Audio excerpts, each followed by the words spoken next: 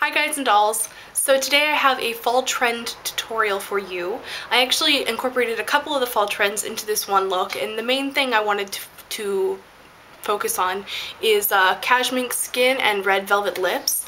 You'll also notice that I'm wearing my glasses. So many of you have been asking me for a glasses tutorial or makeup for glasses. So I thought this would be a great one since this works for everyone, whether you wear glasses or you don't, if you have olive skin or, NC15, light skin or whatever.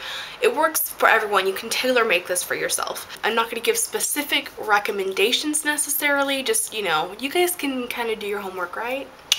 So, yeah, I just wanted to also say on the note of the glasses tutorial, so many of you have asked me for it, and the truth is that I think that makeup for glasses videos, while they can be helpful, I don't think that because you wear glasses you should necessarily have to wear makeup in a certain way. And if you did want to wear corrective makeup for the fact that you wear glasses, the thing is that it's going to be different for everyone.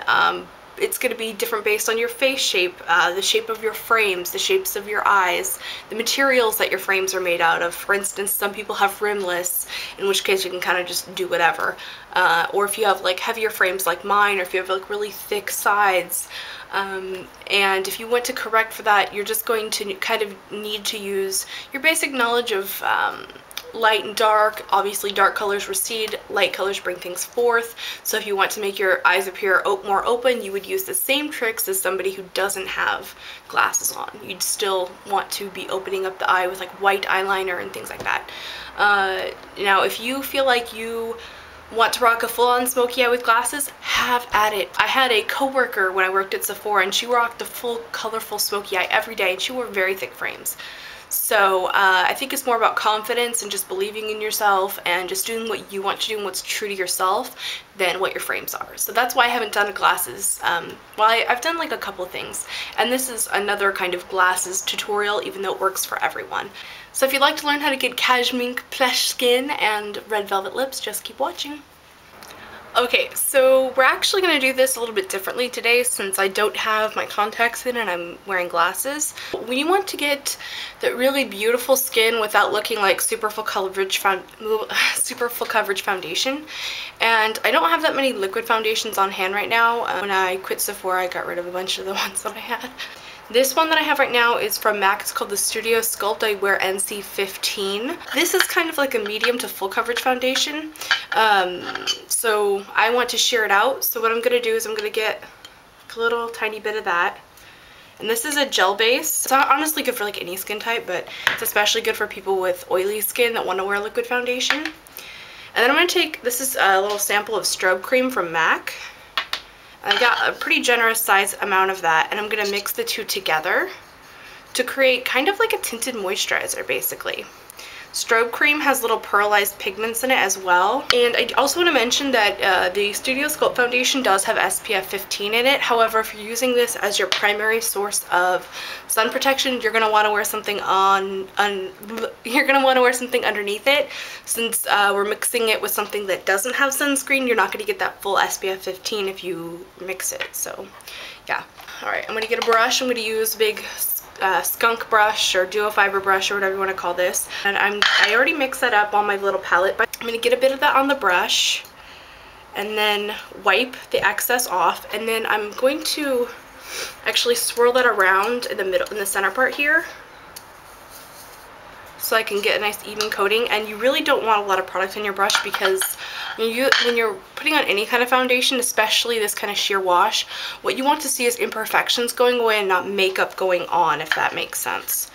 So I'm really going to almost wipe it off, and if you have a tissue that works too. So just kind of stipple it on a little bit, and then I blend it out in circles. Everyone likes to use this type of brush a different way, so you use it however you like. This is just how I like to use it. And the look for cashmere is not that super hyper perfected look. So if you're more comfortable with full coverage foundation, that's fine. You could just add a little bit of a glow to your skin Did even me out, but it didn't cover me up. I still have imperfections showing through. I still have like some post-acne scars showing, and that's okay. That is kind of the look that we're going for, is that imperfection, because flaws are beautiful, and that's definitely the trend. Like currently in makeup and stuff, is less is more. Now if you wanted more coverage, or if you have really oily skin and you want to set this with like a colored powder, I would recommend, like, this is a mineralized one from MAC. You can see that mine has seen better days since it's like gone in the middle. Or, you know, whatever powder that you like that has a little bit of coverage to it. I want to keep this really pared down, so I'm going to use a colorless powder. So I'm going to just grab some of that with a domed brush like this. Pat that in the cap and tap it off. This is the Prep and Prime powder from MAC. It has a little bit of cornstarch in it, and so that kind of helps to keep your skin not like fully matte, but it does help to absorb excess shine. And this will set it.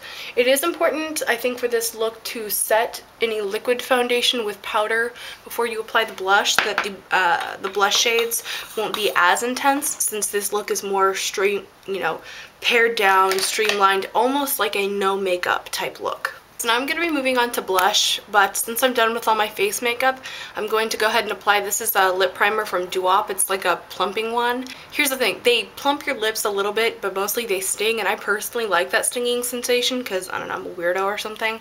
But what they do is they actually really dry out your lips, so I don't recommend this one. But since I can't find any of my other lip balms right now, I don't know, I think they just like got up and walked away or something. So we're going to use this because it does work really well as a lipstick primer. I'm going to use this color, it's called Tenderling. It's kind of like a nude, muted brown pink. That's how I would describe it. I'm sure there's a better description of it somewhere online than what I would give. But anyway, I got a little bit on there, and I'm really tapping it off. I don't want a lot of color. And I'm just going to kind of give it like a wash along my cheekbone here, just under the cheekbone, so.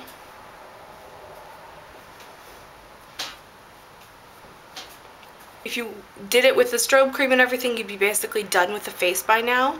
Now, if you do want to get that glow and you have oily skin, so you prefer to use powder foundation, or for whatever reason you just prefer powder, or you don't have strobe cream or whatever, you could use a shimmery powder now to get that glow in your skin, but you would want to set it with a mattifying powder so it has that inner glow to it, like I do sometimes, like with my eyeshadows. I'll do like a frosty highlight and then cover it with a matte one to give it that kind of cashmere kind of look on the eye. Anyway, I'm going to show you how to get a little bit of a glow with powder. This is a sample of the Truth and Light Magically Cool powder that's coming out with Venomous Villains. I actually bought a jar of it, but I'm not able to pick it up until Thursday, which is like killing me because I'm in love with this stuff. But anyway, so I got a little bit of that on a smaller domed brush like this, and I'm gonna just pop that right here on my cheekbone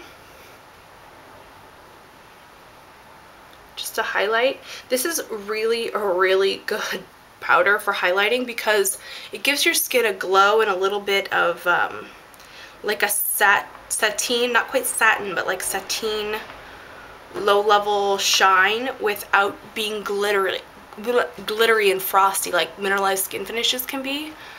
So I'm quite a fan of this stuff. Just putting that right there, just on my jawbone, or yeah, this is my jawbone, on my cheekbone. And then you're technically not supposed to put anything frosty on like your nose or your chin, but I like it, so sue me. And this does give a soft glow, not like loud shimmer. I do right above my eyebrows as well. So part of this cashmere look is to do a very full brow. I have pretty full brows by nature, so I'm not going to actually fill mine in because I could look a little Joan Crawford if I do that. So I'm just going to take a mascara wand and just kind of comb them up. Part of this look is to really not even do anything on the eyes, or you could do like a wash of color or something. I'm gonna opt for very minimalistic eye makeup just to enhance my eyes and bring them out just a little tiny bit. I'm going to take, I really should have found this before I should have found my eyeliner before I took my glasses off. I'm just gonna line the inner rim of my eye, so if you've seen my tight lining video, you know what I'm gonna do. So I did want to show though that you don't have to pull on the eye like I did in that video. I'm going to use a latex-based mascara, which is a godsend for anyone who has a really oily eye area, and especially if you wear glasses, this can happen since the oil will end up depositing around like the nose pads, and then it all just gets all grody. And I'm not applying a lot. I'm just kind of flicking this through my lashes, whereas I normally wiggle it in to get really thick at the lash base. I just really want these feathery. So that's your Cash Mink face, and if you don't feel like rocking a red lip, you're good to go, you're done. I'm gonna move on to Red Velvet, which is the biggest lip trend, I guess, this season, which is just red lips. It doesn't have to be true red. It doesn't have to be dark, it doesn't have to be vampy, it doesn't have to be coral base, it doesn't have to be berry. It can be any red that works for you. So I'm going to be using the new Prolong Wear from MAC. I'm going to use the shade called Prolong. It's a true blue-based red. It's just the red that works for me. It's like soft and creamy and buttery feeling instead of being like really matte like Ruby Woo or Russian Red or something like that, where it's like really like on there. But if your favorite red is a Wet n Wild color, have at it. Whatever works for you, whatever makes you feel sexy and strong and powerful is the theme of Red Velvet, if you will. I'm going to use a brush to apply this. I'm going to use a little lip brush. You can see it's already red from me using it earlier because I've been rocking this a lot lately. So I'm going to just grab some product on the brush. I'm going to start with, I normally start with my upper lip, but I want to make sure I get that really clean and defined, and I'm going to use the lip brush for that. So I'm actually going to start with the lower lip. So I'm going to start in the center here. And this look is really interesting. For Red Velvet, it's a very geometric kind of lip, but you don't want to overdraw it either. And I can't find my... There. I was looking for my mirror. It's a very geometric kind of look, but you don't want it to be too overlined either.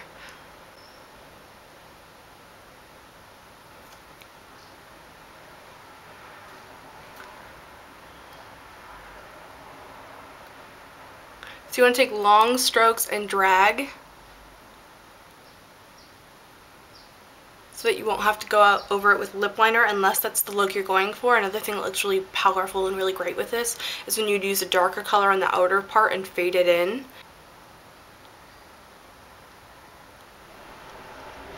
And then once you have that on, you can kind of stamp it onto your upper lip. Grab a bit more lipstick. And then I'm just gonna, I have a scar on my lip on this side, so I generally like to do the right side first.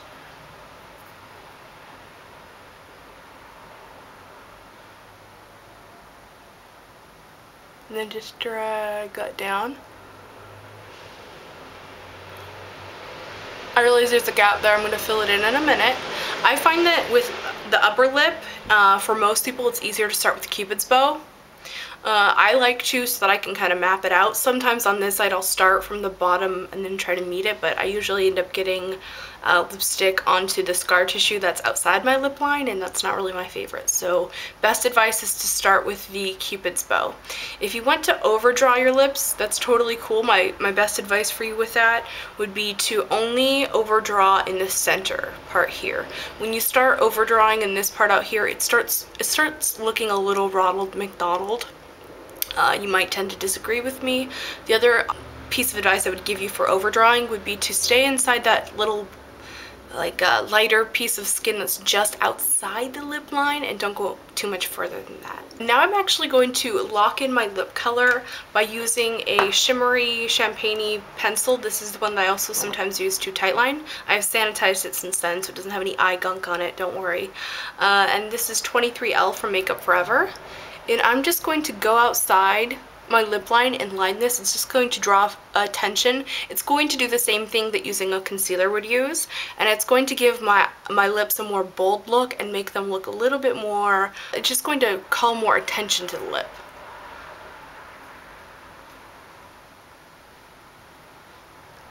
If you keep wiping it off on your finger and make sure that all, like any bits of red get on your finger, you're not going to end up smearing the red all over your face. Okay, and because that pencil is waterproof, it's going to prevent the lipstick from bleeding out, which can be one of the worst things that can happen when you have red lipstick on. I personally think that makes you look more Courtney Love when we're going for Dita Von Teese, and I'd rather look like Dita Von Teese than Courtney Love, but hey, that's just me. So that concludes my Cashmere Skin and Red Velvet Lips. So until next time, remember to be vintage or tacky, just be yourself.